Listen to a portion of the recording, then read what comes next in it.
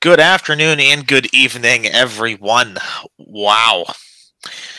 We're coming off of the heels of quite the Monday Night Raw and Smackdown live episodes emanating from the great state of Missouri. I am John Fisher. To my digital front is Brad Shepard. There aren't a lot of times where I'm at a loss for words, and I know, Brad, you're smiling right now because I never shut up. But there was a lot that transpired within a 48-hour period, and I mean, talk about multiple in your area of expertise of news and scoops, if you will, that get us all fired up. Sometimes twice daily. There's there's a lot that happened. It's rare that that happens, but there is a lot that happened.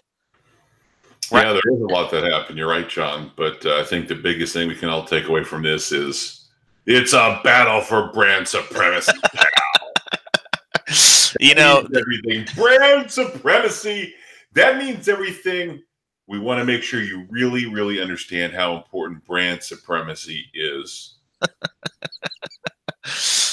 Mistake Brad's very deep voice for James White. That's the New England running back. Who am I? James Brown? James Brown. That's who I'm thinking of. James White is a New England Patriots tailback, number 28. I'm like a Caucasian Barry White. Barry White. That's isn't that sad? Shouldn't I think I should know that. No.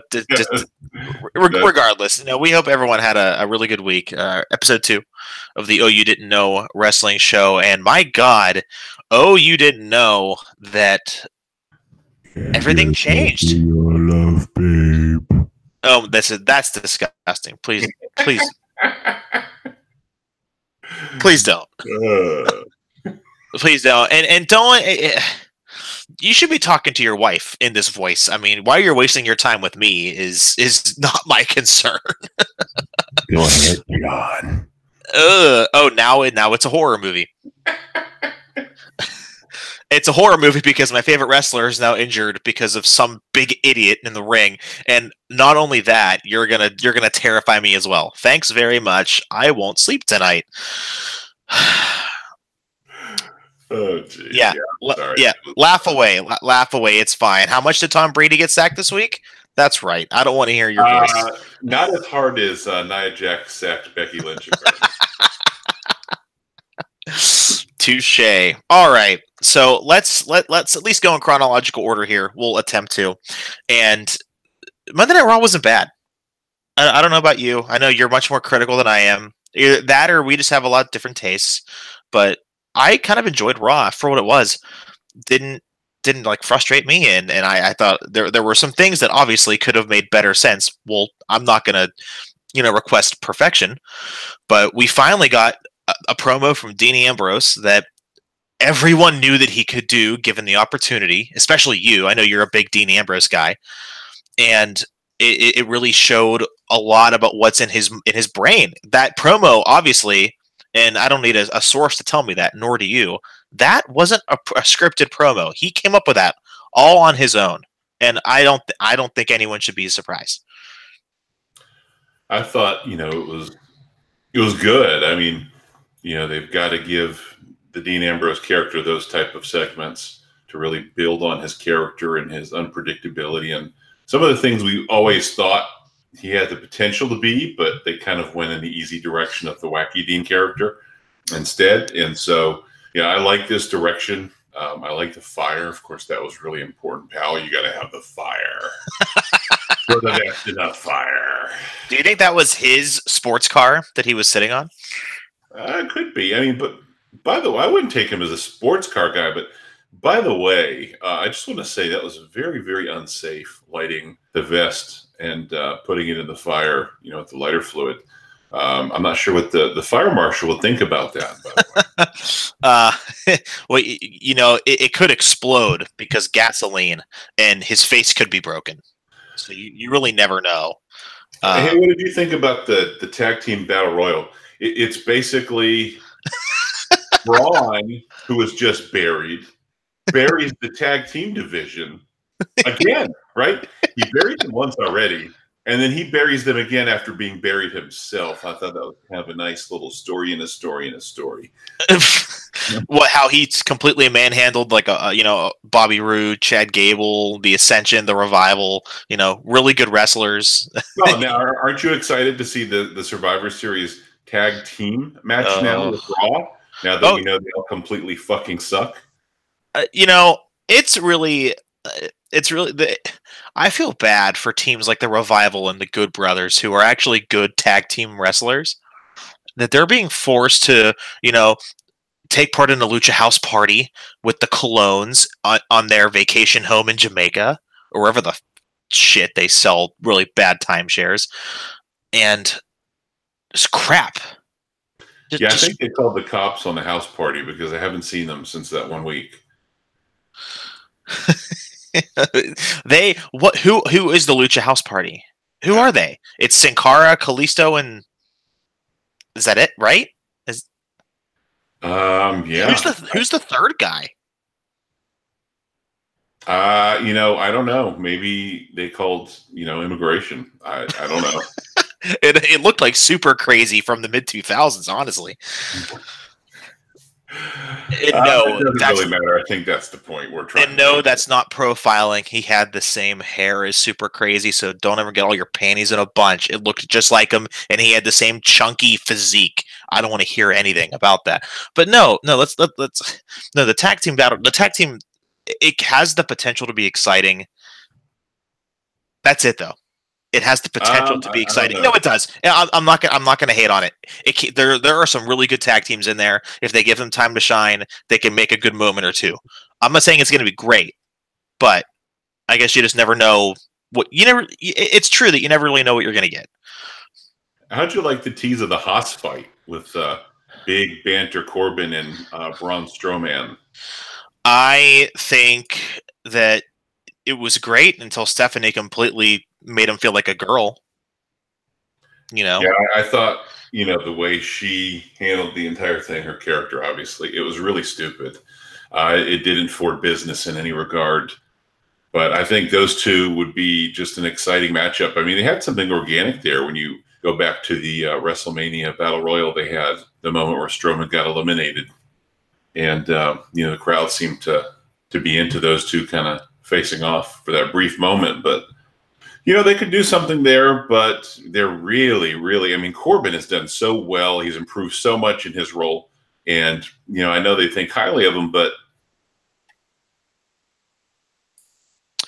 I don't, it doesn't matter to me though. I don't. The chicken shit heel, that type of a thing. Not every bad guy has to be a pussy, right? True. So I don't understand that, but we're not going to get a good explanation. They look like they could. And I think that's the problem. I really do. I think that's a really big problem. And I don't know if we're ever going to get a good answer for it, but I wouldn't mind seeing Strowman Corbin. Sure, why not? Just don't get, have your masculinity get completely taken away by someone who's only wrestled like three to four matches. Or not only that, someone who's doesn't sound like a complete bitch. Yeah. It's demoralizing. Speaking of masculinity, how about Tamina Snuka? I like her look. I like her music, man. I do. No. Yeah, she's got the new music. Really, really dancey. I was like doing a dance break. And she beat Ember Moon, who, is just not very good. And I hate, people hate to hear that, right? I love Ember. Ember Moon had matches of the year in NXT. What are you talking about? With Asuka, okay, that's like saying you played a great baseball game in AAA one time. Like, who cares? You're in the MLB now. Ember Moon's an excellent wrestler. You have no idea what you're talking about. No, she's not that great, actually. She's below average in every category. She has no real defined character. There's actually nothing about her that's exceptional as far as a pro wrestling character. Well, how's that her fault? When she's not giving any direction. I mean, is she a vampire or is she a werewolf? That's what I want to know. Both. She's both. Okay. What would you call that?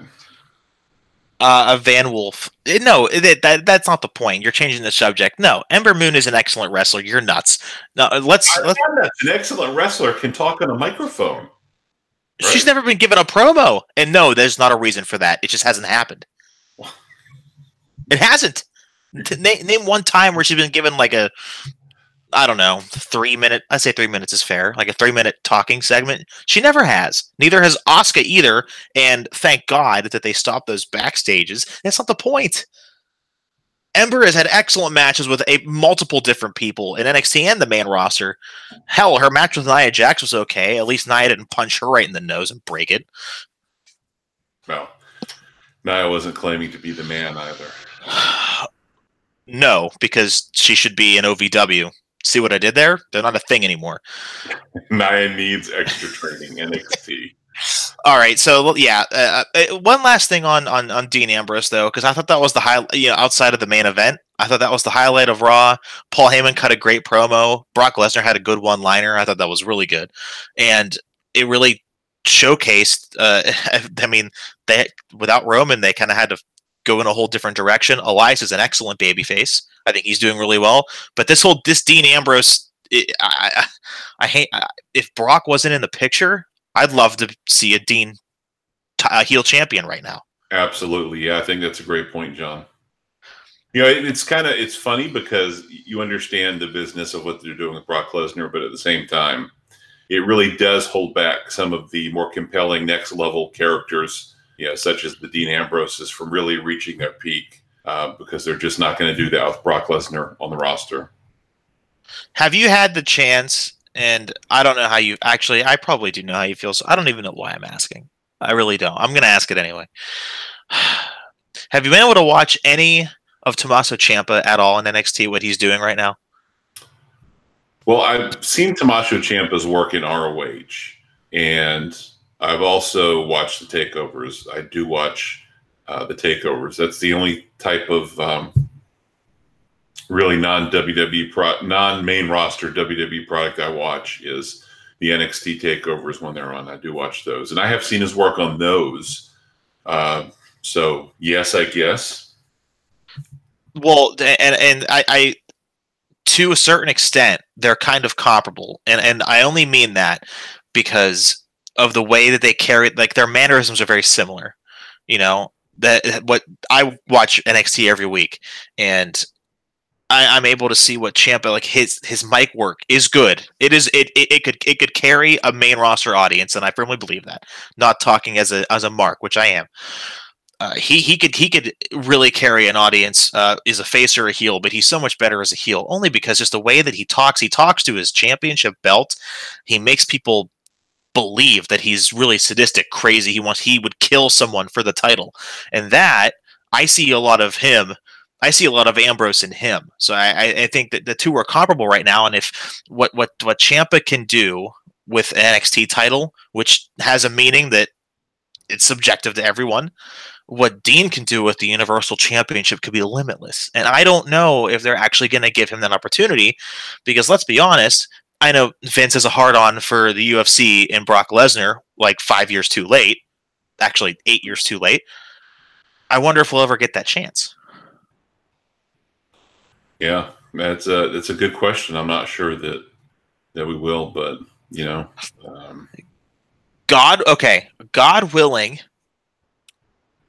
could this lead to that Shield triple threat match at WrestleMania?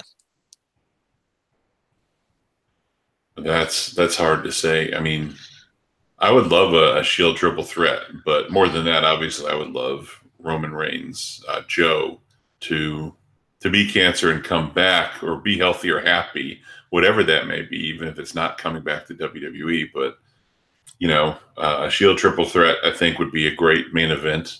It would. I'm not really feeling a Brock Lesnar main event at WrestleMania anymore. No. There's just not a matchup anymore with Brock Lesnar in a main event of a WrestleMania that intrigues me. Is it fair to say that, Ronda Rousey's better suited to main event WrestleMania instead? Which we'll talk about in a little bit. Yeah, she's certainly equally suited. Oh, yeah. So, getting to the talk of the town, and I think for the first time, uh, when do you think the women have been the main attraction outside of mid 2000s unfortunate bra and panties matches? Which is for the wrong reason, of course. I'm just talking about from a WWE audience standpoint. How long has it been? Well, this is certainly something evolutionary in that It regard. is. And there's arguments to be made. I mean, certainly there's people like Ronda Rousey who, are just legitimate athletes, competitors, fighters, 100%. who are very believable, who you could totally plug into that role, and it's fine, and it's good. But at the same time, also, there's going to be plenty of women you could plug into that role who would not be as believable or good. Yeah, that's right. So, and there are fans who are really going to enjoy the serious physical presentation of the female superstars, as we see now, like with Ronda Rousey. And I think as we saw with China during the Attitude Era as well. And there is going to be the set of fans who enjoy the women more featured in a valet or a less serious athletic presentation role. Me, I kind of like a combination, right? Mm-hmm. I've always enjoyed a combination. I don't think anyone fits into a nice, neat box. I mean, certainly not every guy in WWE is a wrestler. You look at Paul Heyman, he's an advocate. And just by the same regard, you should have women who are in valet or manager type roles as well. And then you should have the ones who are the Ronda Rouseys that kick your ass. I think a show needs a variety. It needs a little bit of everything from the men and the women. That's it. It truly is. I hate to use this word. It is a revolution. And by the way, let the record show that Stephanie McMahon is the one that started the entire women's revolution by herself, with no help. Yeah. What? Just ask her. Without help, she got no help. She did it all by herself. With she didn't even need her dad. She just did it all on her own. She's a multi-time champion. She's going to be a Hall of Famer one day. I won't go there. That'll just get some people angry. Okay. All right. Well, before we get into the lay of the land and the giant Samoan stiff idiotic, elephant in the room, Dean shares. Sorry, Donna. Dean has his comments about Becky, Charlotte, and the whole shebang. So I'm sitting here eating a donut, watching Smackdown, chilling out, getting ready to drop an elbow from the top rope on the women's division to a degree. And it pains me, Brad. It pains me. It pains me more than you know, my friend, to agree with you. There's something that we do inherently agree on, that when people, characters in WWE, don't act like real people would react. Do you want to tell me why Charlotte was a part of the invasion on Raw on Monday night?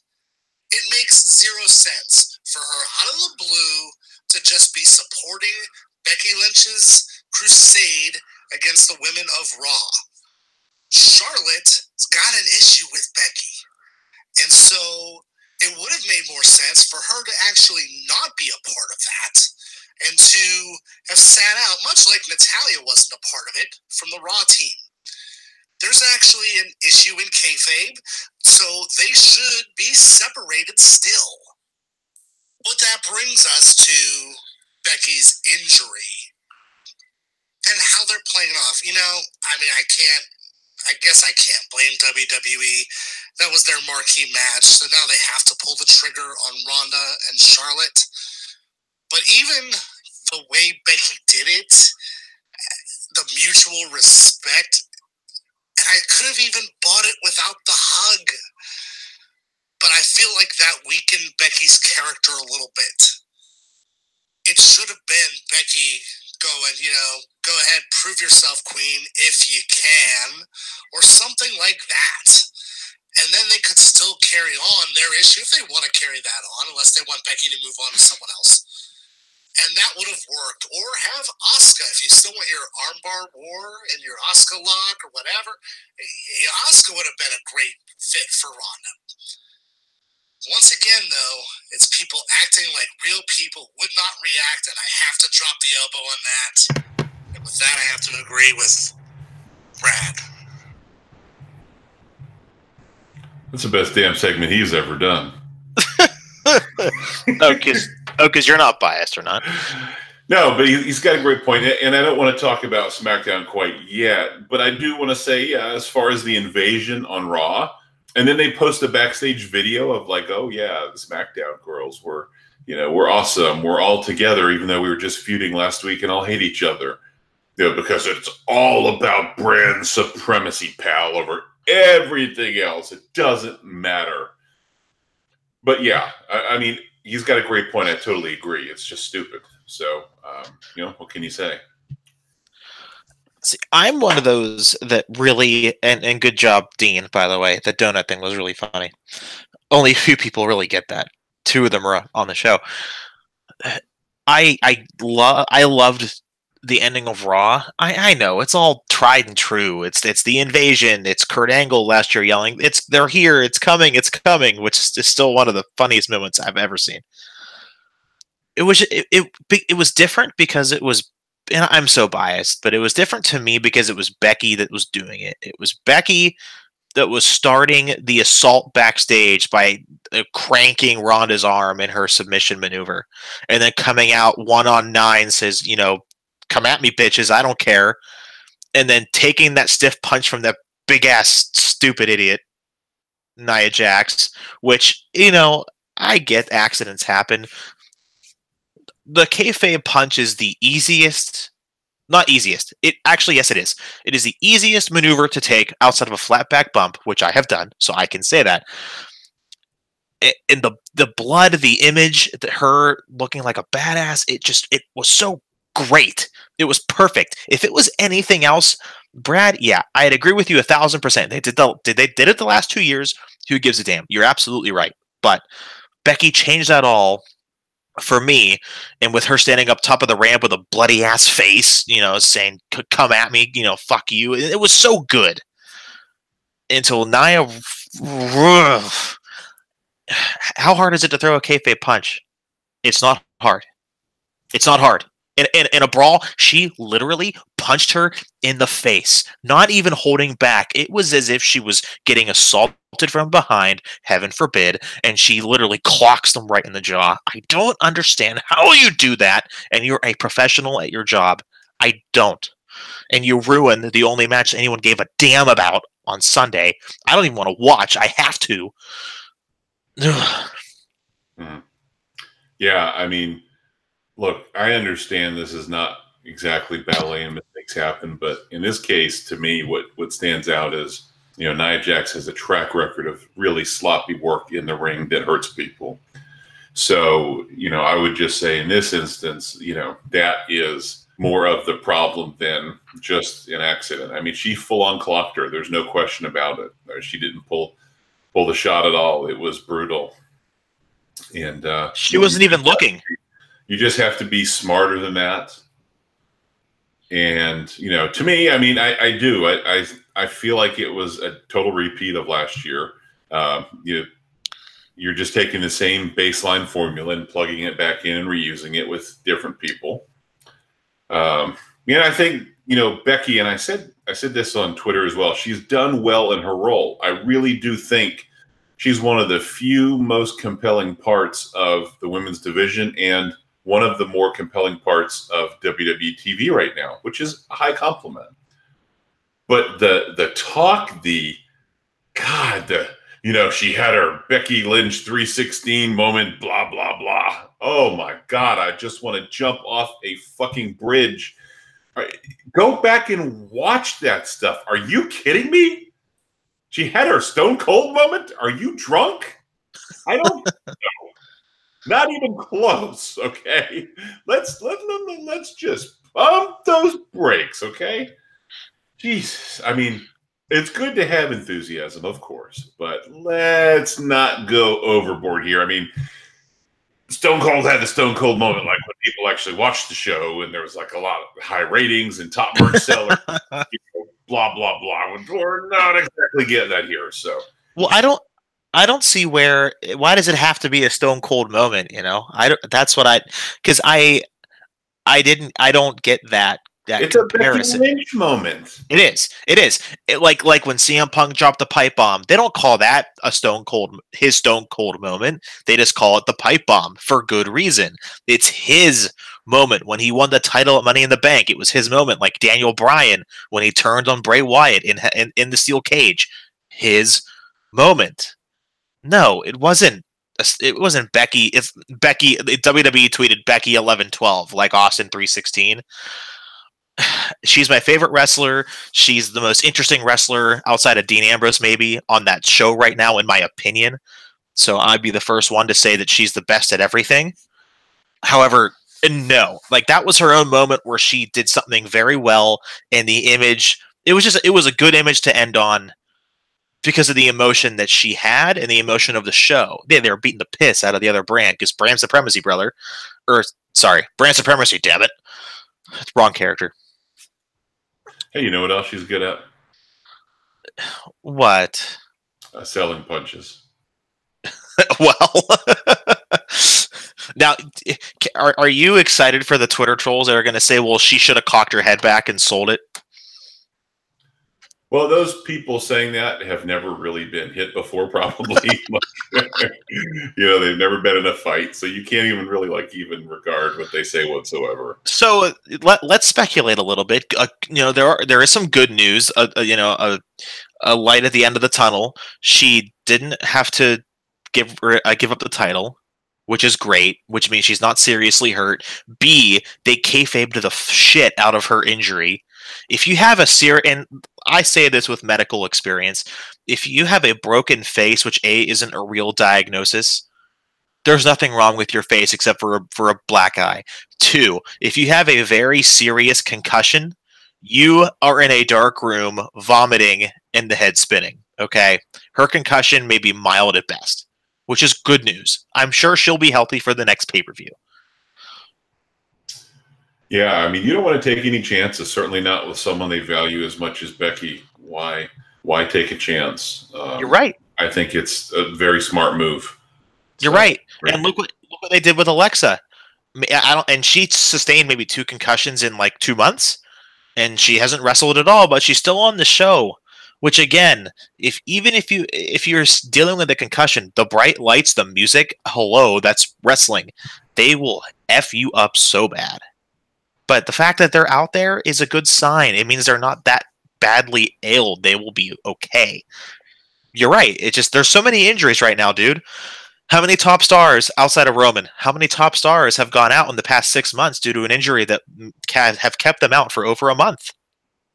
A dozen? I mean... Yeah. Well, on a lighter note, one of your favorite segments on Raw, we were talking before the show, was Bobby Lashley bending over and flexing his gluteus maximus on every side of the ring. Doesn't this have Vince written all over it? And you've got Leo Rush marking out, pointing out, just to make sure you see the ass, obviously. And oh, you kidding? Of course, Vince is probably drooling as he writes this. I mean, this is clearly Vince material. Oh my gosh! Thinking the whole time, I'm just thinking this is so ridiculous, right? And I'm thinking, man, I would love to be a fly on the wall when the Fox executive sees this kind of crap and calls up Vince McMahon and says, "What the fuck are you doing, pal?" Oh my gosh. I don't know what that was. I'm like, well, this is as soon as the whole, marking out for him during the match and just what he was saying, I'm like, oh, this is Vince. This is Vince all throughout. And then when he started saying, look at those glutes, I'm like, okay.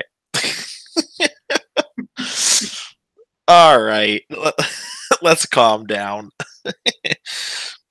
Oh, it's so bad. It's so bad. And I don't know about you. I'm really trying to just get the critic out of my body and Oh just yeah, you can't take it. You can't take it like overly serious. I mean, you can't take it any more serious than they do, right? I There's know. no point. But yeah, I know it was like hey, Bobby's building quite the gluteal masterpiece there.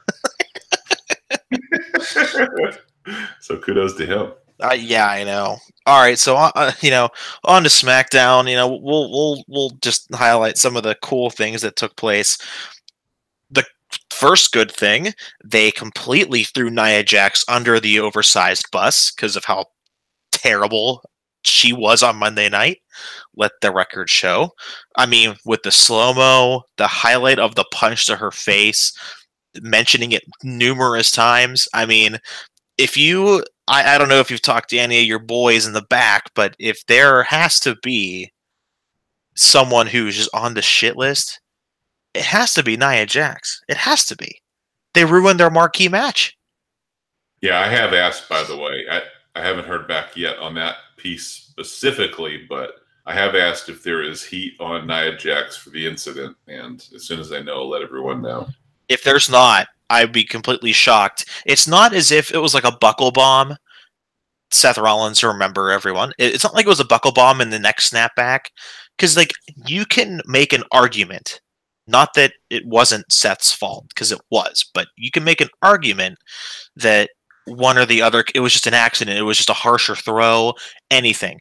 A move is something completely different, where there are so many things that go into it. A punch? Oh, no. It's one person's at fault there. And you know what's funny? I don't remember, there was a recent injury, and it was during a match that everyone went to it was Brie Bella botching the crap out of several moves in a row. Hey, maybe Nia's getting her in-ring training from Brie Bella. Yeah, the School of Hard Knocks and main event ruiners. Did you hear her shout Brie mode before she popped Becky a good one? I heard the music and started to have a twitch in my eye. Okay. It's no one's going to the aid of Nia for that. Isn't that funny? But everyone went to the aid of Brie Bella, saying it was an accident for kicking Liv Morgan's head off. Well, why isn't anyone coming to the aid of Nia? Do people? And by the way, John, I just want to point out that while I sit here and I criticize some of those things, like with Brie Bella and Nia Jax, I was the first person criticizing Seth Rollins. You were. As you know, very clearly, right? This is not a gender thing. No. I was calling him out way before all of that, as being reckless and sloppy, in my opinion, in the ring. And so I just wanted to point that out. For me, sloppy is sloppy. It doesn't matter, right? So that is correct. Yeah, especially in your case, you never held back. You didn't. You did not hold back. Well, Seth never held back either. Nope. No, no, sir. No, sir. So what did you think about the? Well, I was going to say it doesn't even really matter. I was looking, these SmackDown matches, they don't even really matter. I didn't want to see the Bar and New Day again. It was. That's what I was going to ask you. What did you think about the Big Show with the big win here? It's like anytime you want an instantly boring segment, just add Big Show. I'm over him. I've interviewed the Big Show. He is an incredibly nice guy. He does a lot. He does a lot for charity. Right, a nice guy, but we're not talking about Paul White the person. We're talking about the Big Show, the wrestler, the character on TV. I'm over it. Significant separation, right? This is not personal. No, you're right. It sucks, and I don't want to see it anymore. And it's like, okay, a Big Show match in 2018 is a reminder of why I didn't want to see a Big Show match in 2017, 2016, but definitely not now. No, I don't want to see it. I don't care. And like I said, like I'm really trying to be, more optimistic about wrestling just because like it's exhausting to hate everything. I don't Yeah. want to hate everything. I want to like everything. It's sometimes fun to hate stuff, but that's not the purpose of wrestling. It's supposed to be fun, But like this just crap, and you have the colognes and the tag battle and the tag survivor, whatever survivor match. The colognes, They're still employed. they shouldn't be. And God bless them if they're fired in spring training or spring cleaning. That's baseball. Spring cleaning. That happens every April. God bless them. I hope they do great with their timeshares and their vacation homes.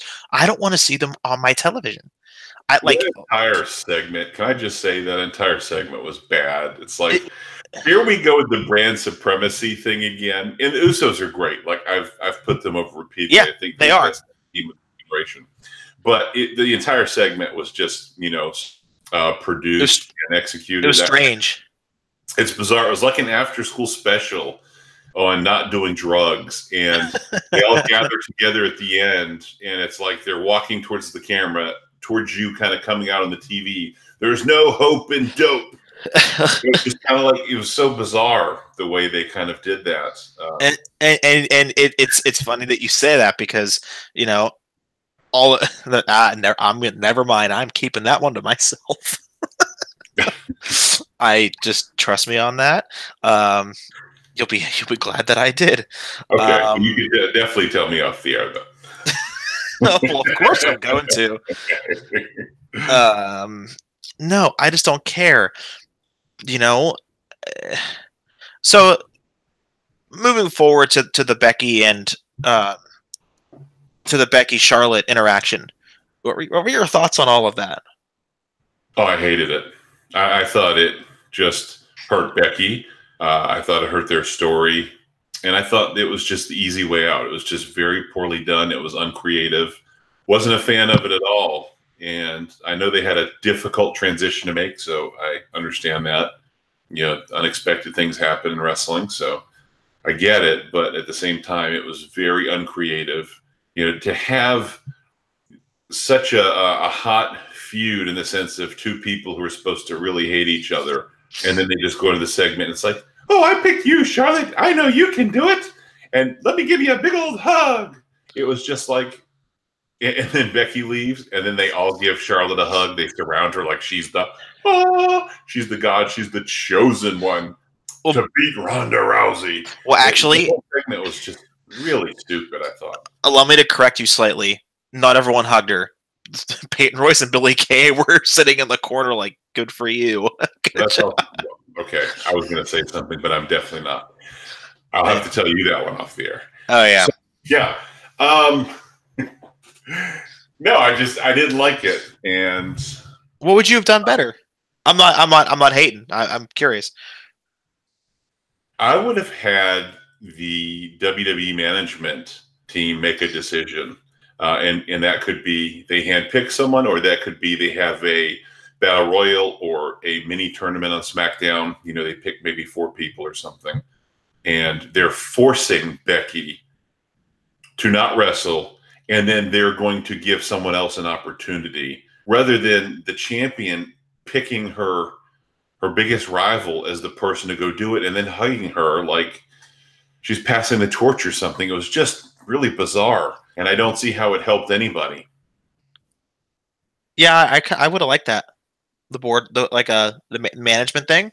Mm-hmm. That would have been cool. And see, I would have waited until Survivor Series that night and have Becky come out and then force her to not fight. She could have came out and said, what, screw you guys, I'm fighting anyway, and just walk off. I don't know. I think that could have been something. Yeah. I don't know. Anything probably could have been better than that. Wasn't a fan of it at all. No, probably. Not, I don't know. It just was what it was. It was what it was. So now, all right. So let's talk about this. So now you got the women's and men's Survivor Series teams. We'll start with the women's because the men's is a whole different can of worms. So now they don't have a 5th person. Did I understand that right? Yeah, correct. There is no 5th person. Any rumors on who that could be? We're recording this in the interest of full disclosure, immediately following SmackDown Live. So Yeah. there's going to be a gap before Survivor Series where they could certainly name someone ahead of time. But, barring that, there is no fifth person as we record that. How much you willing to bet it's Nikki? Okay. Prediction. Who do you think it's going to be? Well, it could be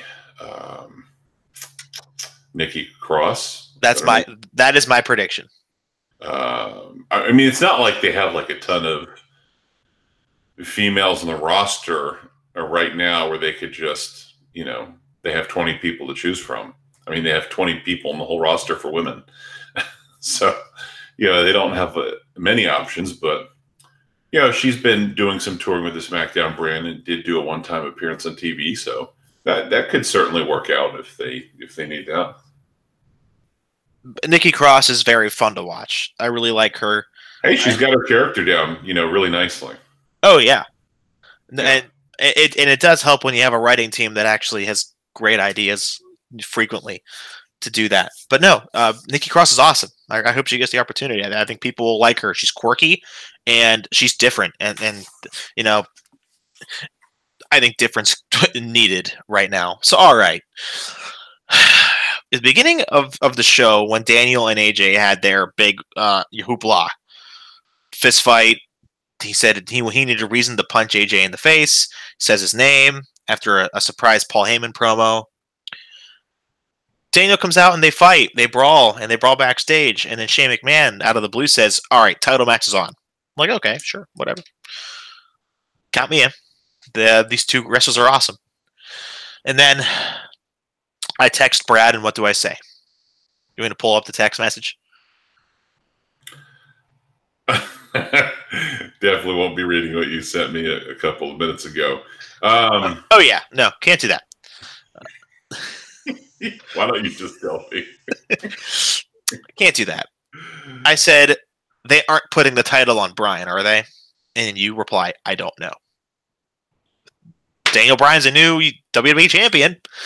A year-long reign down the drain. And now that means Daniel Bryan's spot was taken by The Miz, and Rey Mysterio is now on the team. I hate Rey Mysterio, but that's another episode for another day. He needs to go forever with Big Show on a vacation island that the Colognes helped them get all together in bliss. Anyway, so Daniel's the new champ. He's facing Brock at Survivor Series. AJ's not even on the show. Yeah. Talk me through this.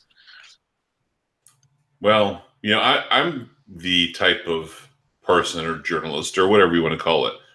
If I'm not told that something is going to happen, I'm not going to put two and two together. I'll leave that to the guy who burns barns. I'm just going to keep it 100. And if I don't know, I don't know, even if I suspect, right? But it became clear that was the direction they were going in, just kind of putting two and two together. But, it's very interesting to me. AJ's had a super long title reign. Yeah. It's been largely boring for a long time. That is correct. Dating back to the Shinsuke Nakamura feud, for me, is when his title reign really started getting boring. So that was quite a while ago. Did you like his Samoa Joe rivalry? Part of it, yes, I certainly did. And I think once they refused to pull the trigger on Samoa Joe there, I think it just became another Nakamura feud for me. Very boring, very drawn out. No wins really for Joe. So it was just kind of a match to watch a good match. That was really it. So it didn't do a lot for me. But, the title change is fine. I mean, the title change, I think they needed some momentum. I just don't think, to me, like, is Bryan that guy really? You could turn Miz babyface and have Bryan be the heel, and they could role reverse and have a feud for the title. But to me, Bryan just he's not a top guy, and he's not the same guy he was, when he had his big moment at WrestleMania in New Orleans. He looks like he's 180 pounds soaking wet. He looks like he belongs on 205 Live, and he hasn't shampooed his hair in 4 weeks.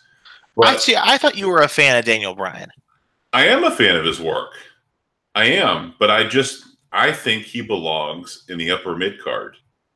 And I just don't think he was the right person to win the title and to do it right before Survivor Series. I mean, that's just a nitpick, but it's fine. It's not a huge deal, but I'm just, giving my honest opinion. So, do you think this is in reaction to the Becky Lynch news?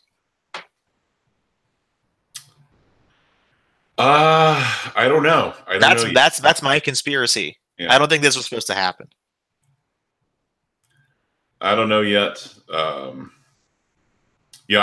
me, the matchup of Brock Lesnar and AJ Styles, or Brock Lesnar and Daniel Bryan, neither of those matches are really intriguing to me. They're just not believable in any context. I don't care if it's fake, real, whatever. It's just not a match I want to see because it's simply just not believable. And I just don't know how they're going to make Daniel Bryan versus Brock Lesnar work in the context of the story at Survivor Series. And could be interesting to see.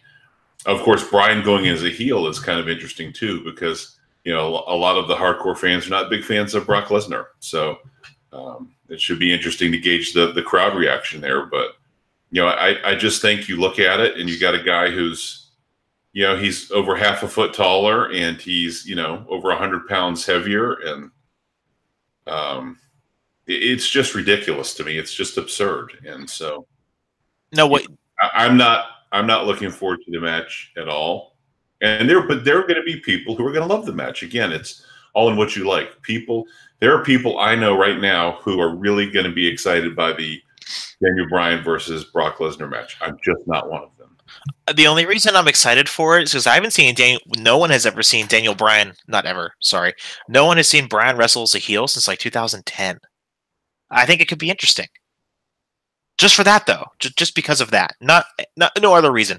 Now, what they could do, and here is a mixed martial arts aficionado, been watching MMA for, a decade at this point.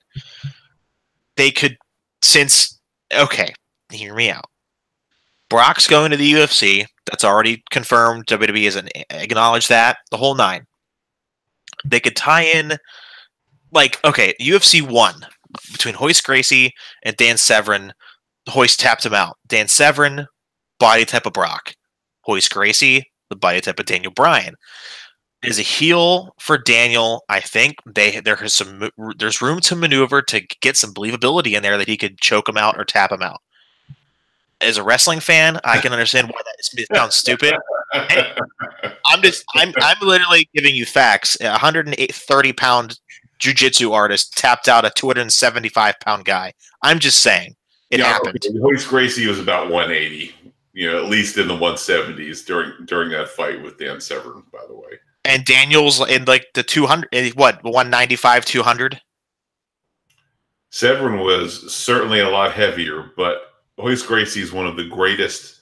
You're taking an outlier scenario, in other words. They can do it. Hoist Gracie is one of the greatest fighters of all time. He is, but they could do that, though. They could honestly do that. So Bryan's I'm talking suspending disbelief. Bryan's a submission guy. That's his finishing move. Brock's going to the UFC. Tie in a little MMA to it. At least make it interesting for 5 minutes. Yeah, it's just not for me at all. I have no desire to see it. I'm not going to have any desire to see it. I hope Bryan destroys him in a squash match in 30 seconds or less. Bryan? I hope Bryan gets destroyed. Oh, Brock destroys Bryan in 30 seconds. No, that's not what you said. You want Daniel Bryan to win? Yeah, I don't want Daniel Bryan to win. Wouldn't that be funny if he did? I mean, it's fake. It doesn't really it doesn't matter. He could win in 8 seconds. Who cares? But I'm just saying, not something I want to see. It's not very believable. You haven't done one of your fake fight rants in a while. I kind of miss them. I'll have to fire one of those up soon. I know it definitely triggers a lot of the marks. So I'll have to do that again soon. It's a fake fight. It doesn't matter. Yeah. I don't. Oh God, there was a really good one a while ago. Anyway, all right. So last but not least, before we get into some news from your boy, not me. I'm talking about Brad. Where does this leave AJ Styles? What does he do? Where does he go? Is this a Daniel AJ feud for a while? Good question. He's in an interesting spot right now because he's been at the top on SmackDown for so long that he runs the risk of just falling off a cliff and not really doing anything or having any real direction. So hopefully they do continue to protect AJ the character because he's a valuable commodity and it just makes sense. So and he's not even on. He's not even on the I'd say third most popular pay-per-view in the of the year. That's surprising to me. Yeah. Absolutely surprising. Okay. Well, Survivor Series. I mean, before we get into some news, Survivor Series. Any upsets? Any matches that you're looking forward to? I'm not looking forward to any anymore. Unfortunately, Becky and Ronda was the only one. It's sad. It is. I'll still watch, but the main reason I wanted to is gone. Yeah, I mean the build to Survivor Series has been very weak for me. Very paint by the numbers. It came along really in the last 2 weeks, and that's it. There's just not a lot there for me. It would be, I guess, like the Team Raw versus Team SmackDown men's match. Yeah. There would be some interesting combinations there. But I mean, nothing like overly exciting. It's just going to be, another show, and there's not a lot at stake, which kind of defeats the whole point of this brand supremacy. Like, who really cares? What does it mean, right? Ooh, the TV show I'm on did better than the TV show you're on. Okay, but you're all part of the same, it's all the same company. There's no stakes. There's no meaning. It's just like matches. So I think to me, it's just poorly designed in that regard, but it'll be, I'm sure it'll be a fine show. I know this is me more than you. I could get behind Seth Rollins versus Shinsuke because it really never has happened before. But they've also ripped my heart out when they would say AJ and Daniel Bryan for the first time ever in this company, and it was crap. So I don't trust them to allow Seth and Shinsuke to have a good match. They're two of the best in the world to me, and I think they could put on a hell of a show. I just don't think they'll allow them to. That's just they're definitely two of the best at kneeing people to the face. I'll give you that. Has Shinsuke ever stiffed anyone? I don't think he has. Has he? I really don't think he has. I think Seth coming down a lot in WWE. I will say that. I think Seth has. He has. Yeah, but I think Seth has actually hurt more people than Shinsuke. I mean, he's hurt enough for both of them. Let's be quite honest. Do we see Dean Ambrose on the pay-per-view? I don't think we do. We should. Dean should be a part of the show, even if it's to cost Seth Rollins the match or attack him during or after the match. There should be some sort of you get wrapped up in this brand supremacy crap, like I keep saying, because that's what Vince McMahon is so hell-bent on pushing. But you still need the context of the current storylines, too. You still need to loop some of those in, especially your big ones. So, I don't know why you wouldn't want Dean Ambrose to be part of Survivor Series to some degree, even if it's, non-wrestling role just appearing. Why did the brand split work when it first started? Because how Vince he famously said that I have no more competition. Well, let's create competition within ourselves. Why doesn't it work anymore? Is it just overdone? Well, there's no true brand split anyway. I mean, guys can do both. You got free agents like John Cena, Nikki Bella, or Brie Bella. They do house shows. They do super shows. I mean, there's no real difference. It's meaningless. It doesn't add really anything to the product at all, other than it does give specific people opportunities on a TV show that they may not ordinarily get, because half the roster approximately is not going to be on the same TV show. Yeah. And Yeah, it's benefited people. Don't get me wrong; it's been a huge benefit for a few people for sure. it has. It absolutely has. But from a business standpoint, it's been largely meaningless. All right, so you got some news for us, big guy? I don't have anything. Yeah. So I was talking with a source in WWE about the Shawn Michaels situation. Obviously, he had a total disaster of a match at Crown Jewel. It looked like mid 2000s TNA stuff. Ugh. And so what I'm told now is, more than likely he will wrestle again still. And the plan to begin with was multiple matches, but after that disaster of a performance, that could certainly change things. So, but what I'm told is, more likely than not, you're going to get HBK versus an AJ Styles or Daniel Bryan, or some kind of a nostalgia match like an Undertaker again. So he is going to wrestle at least once more. Maybe more, but at least once more for sure. And it will be one of those two scenarios. So it was hard for me to watch, to be honest. Having watched his entire career in WWE, that was difficult to watch at Crown Jewel. So, and he was the best worker in that tag team in that tag match. Yeah, by far. Yeah, yeah. It was not pretty. And Triple H can normally wrestle. He can wrestle a match. I mean, he's not bad. He's never been bad. But yeah. Well, speaking of Triple H, I was told I want to be careful how I word this, but the plan was for Triple H versus Batista at WrestleMania. Be still my beating heart. Obviously, when Triple H took the Harley Race bump over the top rope at WWE Crown Jewel, it threw a wrench into those plans, as a recovery time is usually a minimum of 6 months on a torn pec, and potentially much longer. Well, according to a source in WWE, they wouldn't be surprised to see Triple H push himself, quote unquote, with a little help to get back in time to fight Batista. Very interesting remark. What? Never mind. I won't. I will not. Nope. No follow-ups from me. Nope. We could get in trouble. Right. So, Alexa Bliss, she does have a concussion issue, which is lingering. She is not retired, contrary to some reports. Who reported that garbage? She is doing more and more 6-woman tag matches at house shows going forward.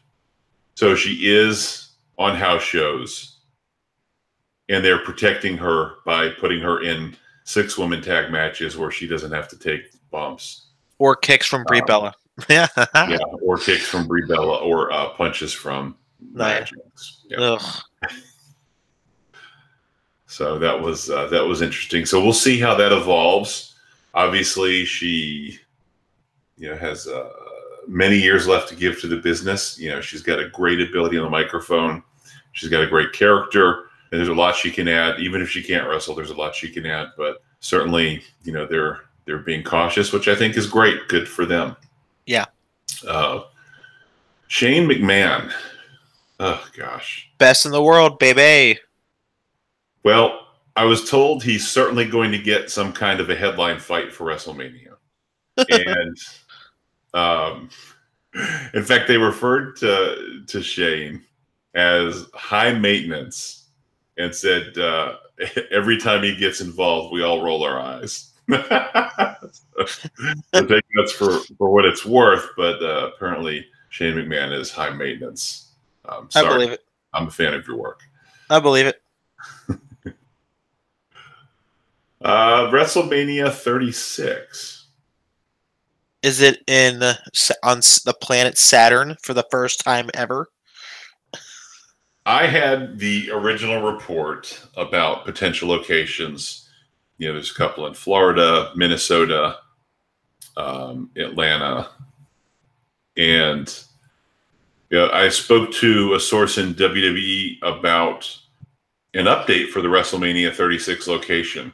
There is no location already determined for WrestleMania 36. There isn't, contrary to popular belief.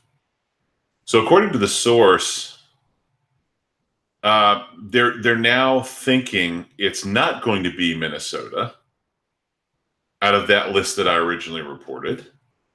And they did note that Florida keeps getting kicked around a lot lately, even though they've done Orlando twice. They've done Miami already. And, it doesn't seem there's anything serious going on about Minnesota. So nothing concrete on Minnesota as being an option. So I did want to at least report that because it's been out there that Minnesota was the destination. It has not been chosen as the destination. That's the latest information I have. And of course, as that evolves in real time, I'll certainly let everyone know. So, and finally, Brock Lesnar. I already know this, but keep going. So this run he's on right now will probably be similar to his last run in the company, and he's likely to do more than just a couple of dates. Again, it was reported originally elsewhere that he was going to do 2 more dates. It's likely he'll do more than a couple of dates. WrestleMania 35. That's what I heard. Breaking news. Right now? No, I just wanted to say that. Oh, well, I do have, and we'll wrap up here in a second, but I do have, I have 2 things. Thing 1, what is the, I know you don't follow NXT weekly, on the week, but what match are you looking forward to at TakeOver? Oh, geez, that's a great question. Anything with Velveteen Dream I'm looking forward to. Do you know the card? I don't know the card at all. Oh, let's do that real quick. That's fun. All right. That's always a good time. We like doing cards around here. All right. So, Johnny Gargano versus Aleister Black. Reasons being, Gargano ended up being the one that attacked Aleister Black as they kayfabed an injury for Aleister that he sustained in a house show. That match is going to be very good. I'm excited for it. Kairi Sane and Shayna Baszler in a 2 out of 3 falls. They had a good match at Evolution. Okay, but can they really stop having matches? How many times do we need to see that match? This is the last one. Hopefully so. It is. For the NXT Championship, Tommaso Ciampa versus the Velveteen Dream. Yeah, that will be the match of the night for me. Yeah. And not only that, in the main event, maybe the main event. Maybe. I know the War Games match main evented last year. The Undisputed Era versus the War Raiders, Ricochet, and Pete Dunne.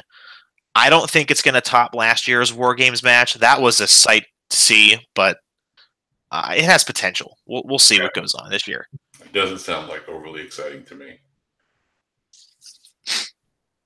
But yeah, Velveteen and Tommaso, man, that's going to be hot.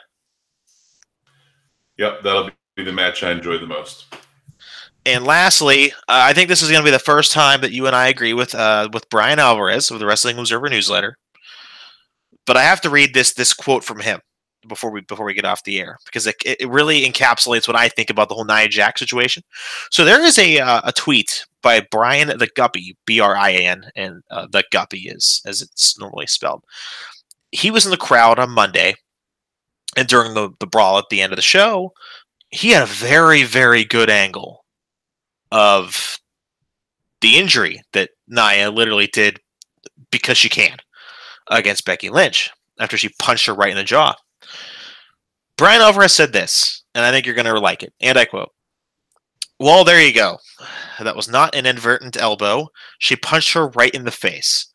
I don't want anyone to lose their job, but at the very least, Nia needs to be sent back to developmental for a while. This isn't the first, second, or even third time this has happened," end quote.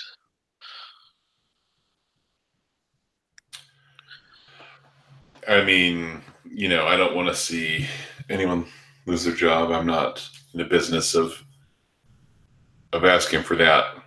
But I think Nia Jax needs additional training. Her in-ring work, when you look at how long she's been in the main roster and just being in the biggest deal of professional wrestling there is in the world, right? WWE. You're on the biggest stage on the main roster, and you've been there for as long as you have, and you're consistently hurting people because you're not in control of, your pulled punches, etc. So to me, that's a problem, and it's a problem you have to fix by going back to school, back to basics, learning, training, retraining, and improving, because you don't want anyone to be a liability out there. And part of the problem is, these girls are very small, right? You look at a lot of these women, like Becky Lynch, for example, who's a very small woman in stature physically, right? Yeah. So you've got someone like Nia Jax, who is 5'10", 270, give or take.